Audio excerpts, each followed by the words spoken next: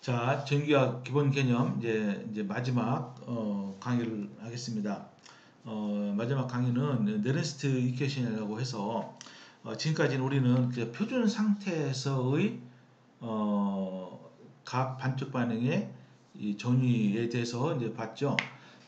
즉 이제 농도가 1몰라 그리고 기체 같은 경우는 1기압인 상태에서 그런데 우리가 실제 실험은 표준 상태가 아닌 경우가 많죠. 또 온도도 25도씨가 아니고 그죠?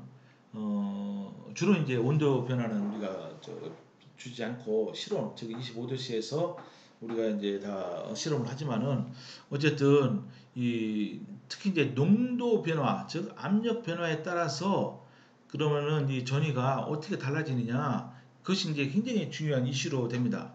그것을 이제 밝힌 사람이 이 느른스트라는 사람이에요. 발터 느른스트. 의학적으로 노벨상까지 받았어요. 즉 이 사람이 이제 네른스트 식이라는 것을 이제 연력학적으로 유도를 했습니다. 전위가 농도와 온도에 따라 어떻게 변하는지를 말해주는 식입니다. 즉 표준 상태가 아닌 조건에서 전위의 변화를 나타내고 있습니다. 그죠? 잘 보십시오. 우리가 반쪽 반응을 갖고 항상 따집니다. 어떤 OX 그죠? 요 산화된 상태의 물질이 전자를 받아서 N개의 전자를 받아서 이 환원되는 요 반응에 대한 네른스트 식은 이렇게 주어집니다. 여러분 이것은 그냥 무조건 외워야 돼요. 할 수 없어요. E는 E0 이게 이제 표준 상태죠, 그죠? 상태의 전위 마이너스 RT over NF log 이게 자연 로그입니다. 내추럴 로가리즘 그리고 요 B입니다. 요 상태 환원된 상태의 농도와 산화된 상태의 농도 B로 됩니다. 근데 여러분들 나눠드린 그 자료에는 이거 로그의 성질상 이거를 뒤집어 버리면 어때요? 분자 부분을 바꿔버리면 이게 플러스가 되는지요, 그죠? 부호가 바뀌어지죠. 신은섭 교수는 이제 그런 식으로 표시했는데, 근데 일반적으로는 말이죠, 다 이런 식으로 표시합니다. 모든 교과서가 분석과학 교과서뿐만 아니고 모든 정규학 교과서가 다 이런 식으로 표시하기 때문에 저는 그거를 따랐습니다. 그런데 여기 자연 로그는 좀 다루기 힘드니까 이것을 우리가 이제 죄송합니다. LOG입니다. 죄송해요. 이거는 정말 큰 실수했는데 LN이 아니고 LOG 상용 로그입니다. 이거를 바꾸면 어떻게 됩니까? 우리가 계산하기가 쉽죠. 왜냐하면 로그는 상용 로그는 밑이 10이니까 10배 바뀔 때마다 1씩 1, 2 이렇게 바뀌잖아요. 그리고서 여기 있는 온도를 이건 온도인데 25도씨 즉 표준 상태 즉 이거는 절대 온도니까 298 켈빈 그리고 R은 기체상수니까 이미 정해진 거고 8.314 그죠? SI 단위로 F는 페라다이 상수 96485 콜롬 퍼몰 N은 전자의 개수니까 그래서 이것을 우리가 상용록으로 바꾸면 이렇게 됩니다. 여러분 요거 이렇게 외워도 돼요. E0 마이너스 n분의 0.05916 이거는 단위는 볼트죠. 그죠? 그리고 로그 상용 로그 요 두 개의 농도의 비가 됩니다. 그죠? 자, 그래서 요 네른스트 식을 보면은 농도가 바뀌면은 어때요? 요 E가 바뀌죠. 그죠? 왜냐면 요 텀이 있기 때문에. 그래서 잘 보세요. 아까 이제 그림을 다시 보여주면은 징크와 징크 이가가 1몰라일 때 그리고 카파 이가가 1몰라일 때 이거는 마이너스 0.763V고 이거는 0.340V죠. 근데 만약에 징크 이온의 농도가 0.1몰라로 더 낮아지면 어떻게 됩니까? 그때는 이가 어떻게 바뀌느냐? 어떻게 바뀌죠? 여기서 요 네른스트 식을 쓰면 돼요. 네른스트 식을 쓰면 되면은 요 징크 이가 이온의 요게 이제 산화된 상태니까 요 밑으로 들어가고 징크 금속의 농도는 위로 들어갑니다. 근데 이제 어떤 금속 고체가 있으면은 농도는 무조건 1로다 치니까 징크 이가 이온의 농도가 요 밑으로 들어가죠. 그죠? 그러니까 1 대신에 0.1로 집어넣어요. 이건 1이고 그러니까 어때? 로그 0.1분의 1 즉 로그 LOG 로그 10이 되죠. 10은 1이죠. 1. 그죠? 그렇게 됩니다. 그렇게 되고 어때요? 요 앞에 요 부분이 있으니까 0.0 이건 2죠. 2. 그죠? 왜냐면 이가가 있으니까 이건 0.05916 나누기 2 곱하기 뭐가 되죠? 1이 되는 거죠. 1. 그럼 어떻게 됩니까? 그러면요. 이게 이제 마이너스로 됐기 때문에 마이너스 0.763이 아니고 이것이 딱 반이니까 어떻게 됩니까? 약 30mV 여기서 30mV를 빼보세요. 그럼 마이너스 0.793V 정도가 됩니다. 그죠? 위로 올라갔어요. 더 마이너스로. 다시 말씀드리지만은 전기학에서는 요 에너지 레벨, 요 전압이 있는데 위로 갈수록 더 마이너스고 밑으로 갈수록 더 플러스입니다. 왜냐하면 전자이기 때문에 그런 거예요. 반면에 여기 보세요. 카파가 있죠. 이것은 표준 상태에서 0.340V인데 만약에 이것이 카파 금속이 0.01 몰라로 더 100배 낮아졌다. 어떻게 됩니까? 여기는 우리도 역시 1이고 그거는 0.01 그러니까 상용 로그 0.01분의 1은 2죠. 2. 그죠? 그래서 이건 어때요? 이거는 마이너스하고 여기 이제 2니까 이건 서로 상쇄되고 그래서 이거는 약 59mV 만큼 더 마이너스 돼야 되고요. 그러니까 여기서 플러스 0.34에서 마이너스 0.059 그거를 빼면은 어떻게 됩니까? 0.280V로 이렇게 되는 겁니다. 그죠? 여기서 여러분 한번 빼보세요. 약 59mV니까 약 60mV라고 상관없어요. 0.06을 빼니까 마이너스 플러스 0.280V 정도 됩니다. 그래서 이렇게 농도가 이렇게 달라지면은 그때의 셀 포텐셜은 이 두 개의 차이니까 어떻습니까? 플러스 요게 캐소드니까 0.280 마이너스하고 요 값 마이너스 0.793V 하면은 플러스 1.074V가 되는 겁니다. 그죠? 이런 식으로. 그러니까 네르스식은 농도가 바뀔 때 또는 온도가 바뀔 때, 그죠? 온도가 바뀔 때 전위를 알게 해주는 식으로 아주 매우 유용합니다. 그죠?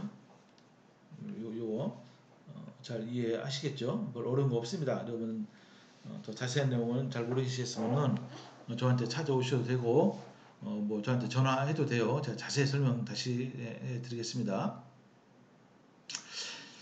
그래서 이거 전기학 기본 개념은 지금은 아주 간단하게만 설명한 겁니다. 기준 전극 그런데 잘 보십시오.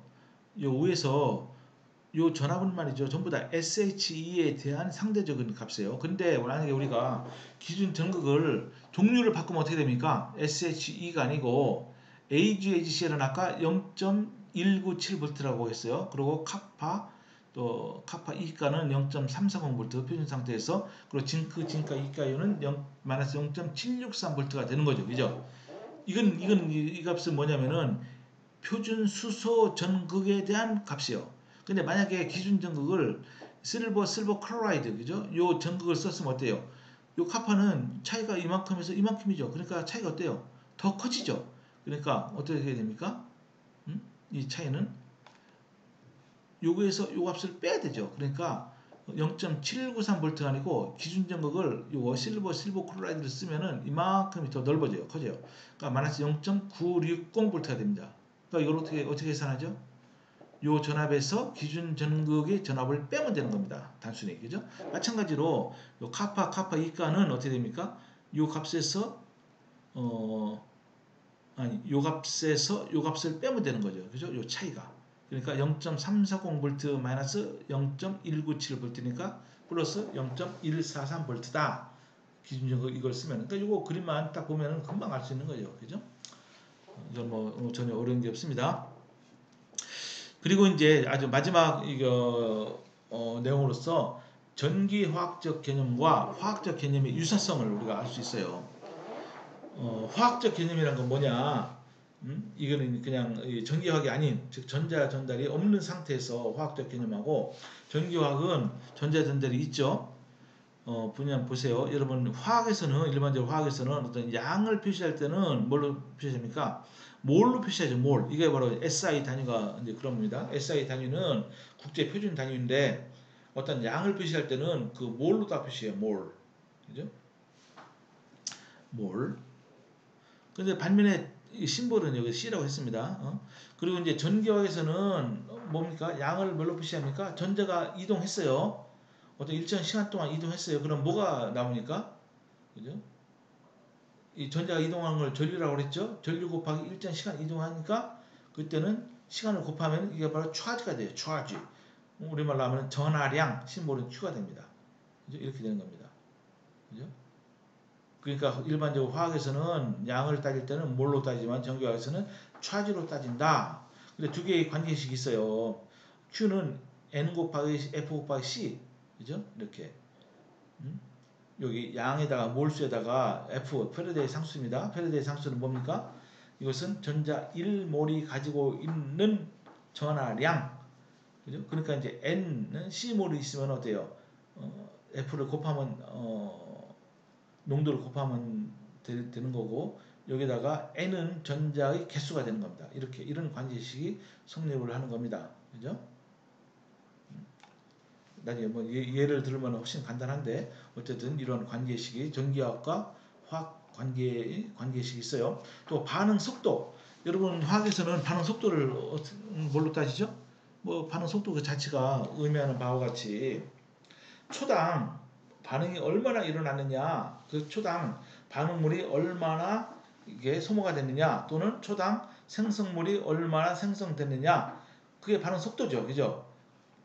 그렇지만은 전기화학에서는 반응 속도는 그냥 전류입니다. 전류 자체가 바로 반응 속도가 되는 거예요. 아주 간단합니다. 그러니까 여러분들을 화학 반응에서 반응 속도 재기가 만만치가 않아요. 그죠? 처음에 반응을 딱 시작합니다. 처음에 조건, 이니셜 조건이 있죠. 반응을 시작해요. 그래서 이제 어떤 일정한 시간 지난 다음에 이 반응물이 얼마큼 농도가 바뀌었는지를 재요.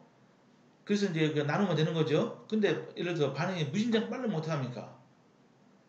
반응 속도 재기가 만만치 않습니다. 그때는 온갖 아주 굉장히 비싼 기기, 즉 레이저 같은 거를 이용해서 반응 속도를 재야 되는 겁니다. 반면에 전기역에서는요, 전류 그 자체가 반응 속도가 되는 거예요. 왜냐, 전류의 정의는 전하량을 시간으로 나눈 겁니다.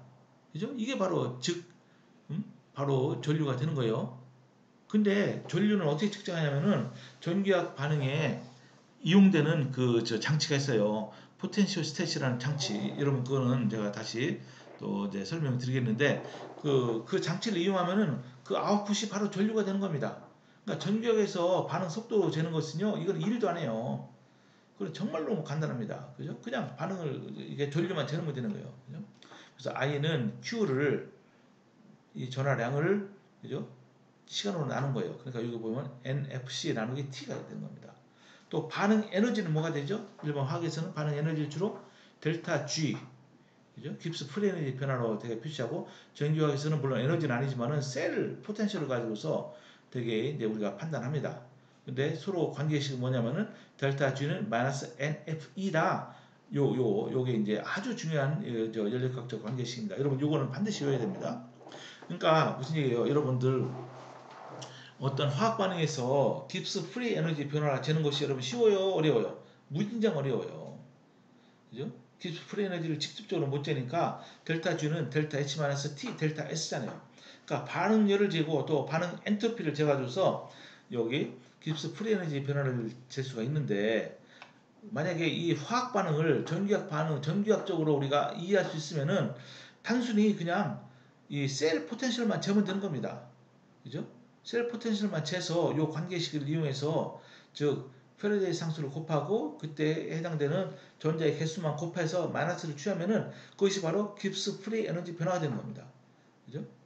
그러니까 이제 전기학적, 물론 모든 반응이 그렇지 않지만은 만약에 전기학 반응으로 바꿀 수가 있으면은 우리가 이 에너지 변화도 우리가 아주 깁스 프리 에너지 변화도 쉽게 계산할 수가 있어요.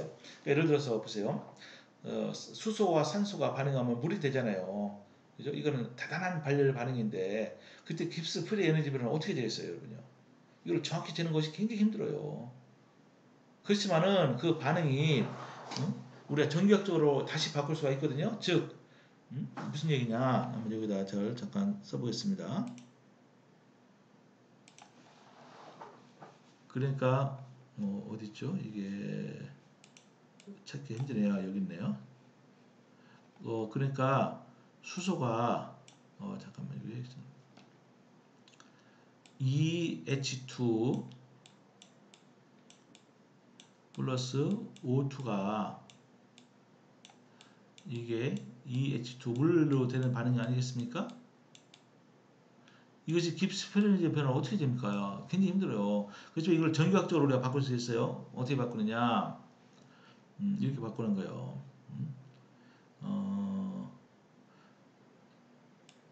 H2가